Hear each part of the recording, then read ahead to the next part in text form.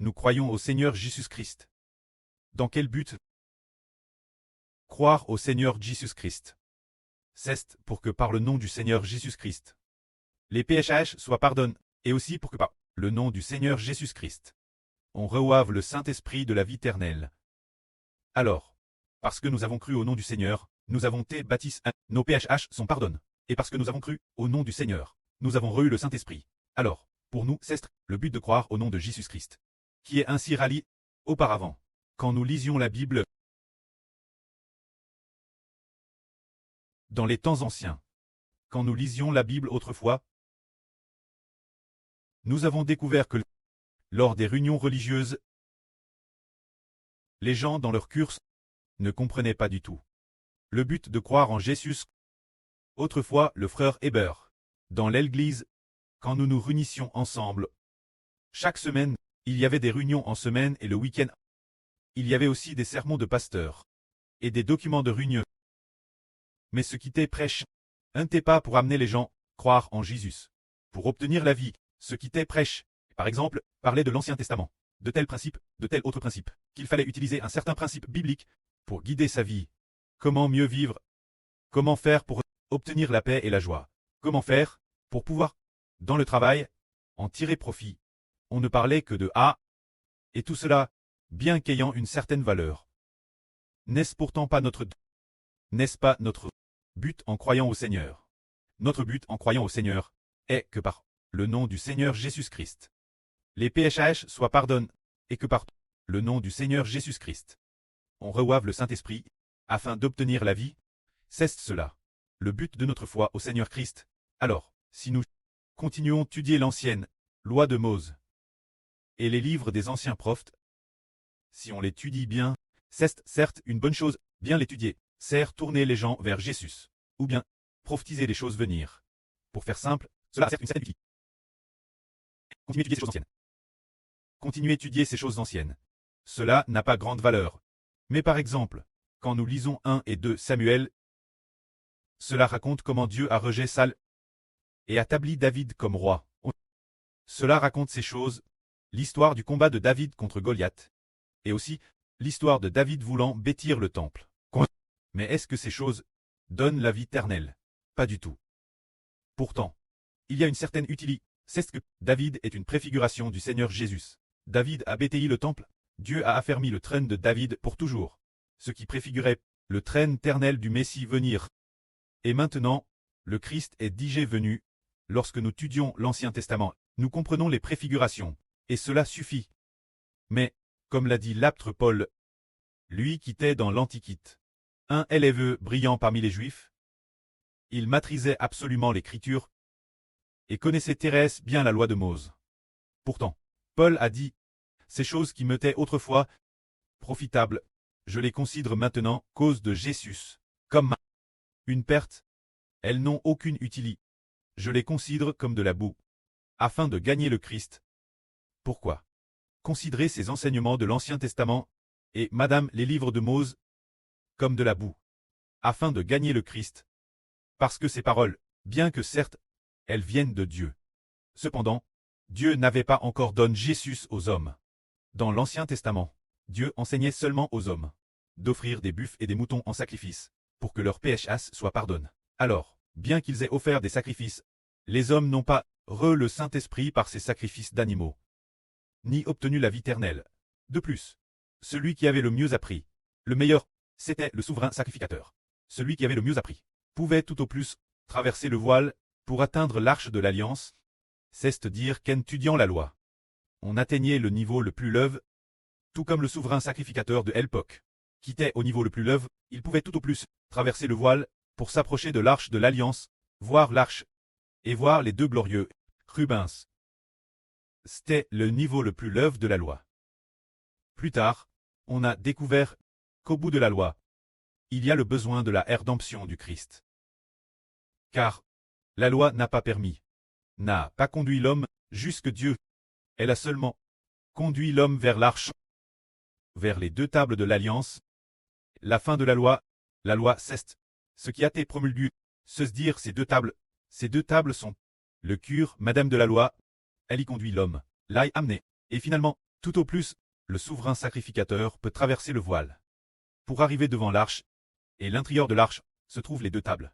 C'est dire. C'est cela, le niveau le plus levé de la loi. Pourtant, une fois arrive l'arche peut-elle nous donner la vie éternelle? Peut-elle faire couler l'eau de la vie? Absolument pas. En réalité, l'arche est une préfiguration de ce qui allait venir. Les tables représentent Dieu et l'Esprit du Seigneur. Mais maintenant, le Fils de Dieu, le Seigneur Jésus-Christ, est, dis-je, venu dans le monde en tant qu'homme.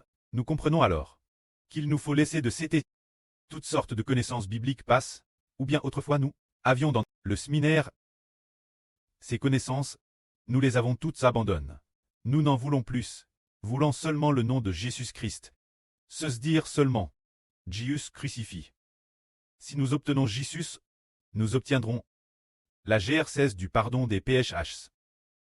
Alors croire au nom de Jésus et très baptiste, cela est bien au-dessus des Juifs. Ton sacrifice de chaque jour surpasse aussi de loin leur expiation annuelle.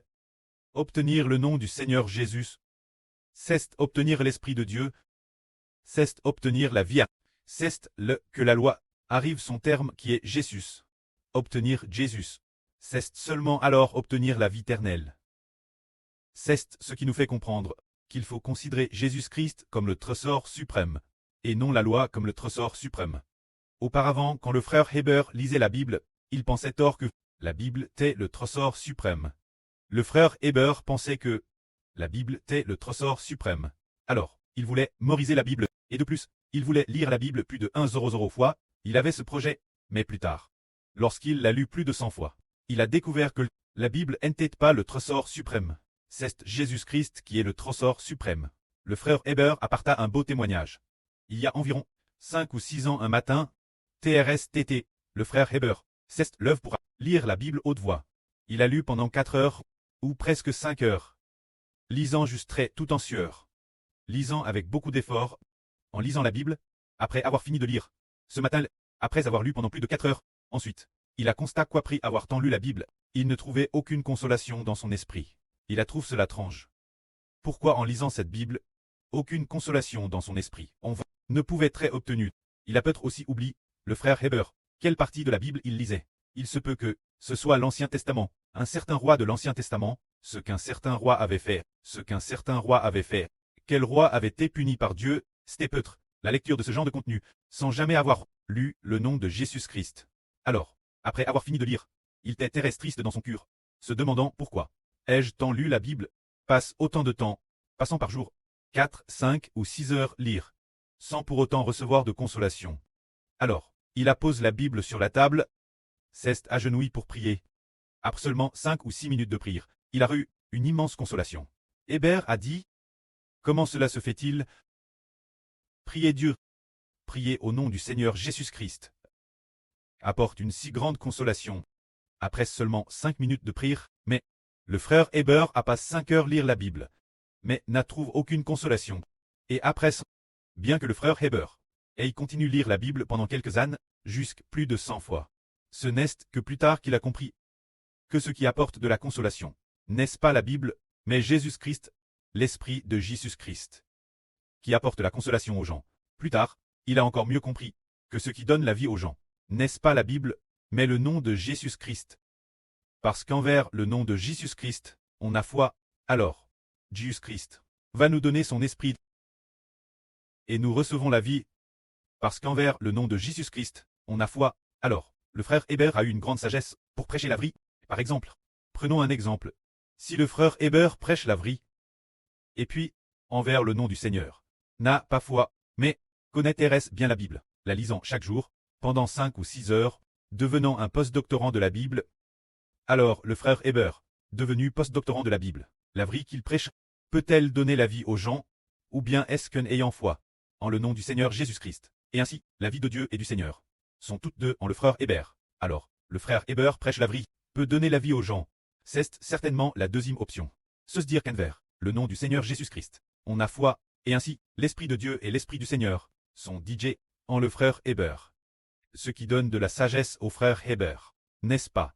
Le fait que le frère Heber connaisse bien la Bible ou non. C'est uniquement l'Esprit qui habite en le frère Heber. Se dire l'Esprit de Dieu et du Seigneur en lui, alors, il peut nourrir, on peut dire, nourrir les enfants de Dieu. Ce n'est pas parce que le frère Heber connaît la Bible, cela n'a aucun rapport, car nourrir les enfants de Dieu, ce n'est pas faire en sorte que les frères Essurp aillent apprendre toutes sortes de connaissances de la loi, ou bien, comme le col, l'enseignant instruit. Pour stocker le savoir dans le cerveau, les frères Essur ne doivent pas recevoir de la connaissance de la part du frère Heber pour la mettre dans leur cerveau. Mais ils doivent recevoir du frère Heber un cure qui croit en Jésus-Christ. Pour le dire plus directement, c'est recevoir directement le Saint-Esprit, afin que l'esprit des frères Essur soit nourri et que, travers la vie du frère Heber, leur foi en le Seigneur soit plus ferme, leur confiance envers le frère Heber soit plus solide. Ensuite, partir du Seigneur et du frère Heber, le Saint-Esprit qui est en eux, puisse entrer dans les frères Essur, permettant aux frères Essur en eux d'ouvrir le canal du Saint-Esprit. Tout comme une conduite d'eau du robinet. Ouverte, alors, l'eau du robinet coule, et entre dans la maison, prête très utilise, c'est précisément pour obtenir la vie. Ainsi nous comprenons que, auparavant, quand nous étions dans la religion, nous nous réunissions pour acquérir de la connaissance concernant la connaissance du Seigneur Jésus-Christ, ou la connaissance de la Bible, concernant la connaissance de Dieu. Maintenant en venant chez le frère Heber, ce n'est pas pour recevoir de la connaissance, mais pour recevoir le Saint-Esprit, recevoir la vie, puisque le prêtre a dit autrefois au frère Heber que le frère Heber est l'eau de la vie. Qu'en lui se trouve l'Esprit de Dieu et du Seigneur. Quiconque revoit l'imposition de ses mains recevra le Saint-Esprit. L'avenir, déesse, qu'il y aura une prière, bien que les enfants de toute nation et tribu prient dans divers endroits. Ils seront alors Gears, la prière du frère Heber. L'Esprit du pré et du Seigneur entrera dans tous les enfants qui croient en Heber et qui l'accueillent. Quand nous propagerons cet évangile, toutes les nations et tous les peuples. Après avoir posé toutes les canalisations, beaucoup d'entre eux, en écoutant continuellement, comprendront. Lorsqu'ils seront baptisés, ils recevront, cause du frère Heber, le Saint-Esprit. C'est pour cela que nous croyons en Jésus. C'est précisément pour le Saint-Esprit. Tout comme le précleste a dit Jean. Celui sur qui tu verras l'Esprit descendre. C'est lui qui par le Saint-Esprit baptise les gens. Si quelqu'un croit en Jésus, mais pas pour recevoir le Saint-Esprit, alors sa foi en Jésus ne lui apporte aucun bénéfice, tout comme, après ce que le Seigneur a accompli, le miracle des 5 pains et des 2 poissons. Le lendemain, beaucoup de gens sont venus poursuivre le Seigneur. Le Seigneur a dit, vous me cherchez, non pas parce que vous avez vu des signes, mais pour le miracle des 5 pains et des 2 poissons. Seulement pour avoir de la nourriture mangée. Vous ne venez pas moi. Pour recevoir la vie. Le Seigneur a dit, en venant au Seigneur, on devrait recevoir de lui la vie, et non pas recevoir cette nourriture des 5 pains et des 2 poissons. De madame en venant chez le frère Heber. Ce n'est pas pour apprendre des connaissances, mais pour croire au nom de Jésus-Christ. Recevoir la vie, et aussi pour croire au nom du frère Heber, afin de recevoir ensemble une vie abondante, tout comme auparavant. Le frère Heber prêchait RS bien la vie. Alors, certaines personnes venaient écouter. Après avoir coupé, elles l'écoutaient plusieurs fois par jour. Parmi elles, il y avait une surnomme Liu Guihua. Bien qu'elle ait coupé, c'était uniquement pour, après avoir entendu le frère Heber prêcher la vie, accumuler des connaissances, afin de mieux se préparer, mieux prêcher elle-même l'avenir. Ce n'était pas pour recevoir la vie d'ici. Il y a aussi une femme nommée Zimaï, c'est la même chose. Elle ne vient pas ici pour recevoir la vie ensemble, pour bâtir la vie ensemble. C'est seulement que, après avoir coupé, afin de prendre les enseignements du frère Xibo, et de les transporter vers sa religion pour les y prêcher, pour rendre ses discours plus captivants. C'est dans ce but, mais ce but, puisqu'il n'est pas d'obtenir la vie. Finalement, elle n'obtiendra rien. Madame, si elle a acquis beaucoup de connaissances, si l'Esprit de Dieu n'est pas en elle, elle ne pourra toujours pas exprimer les mystères de Dieu. Que la gloire soit auprès et au Seigneur. Amen.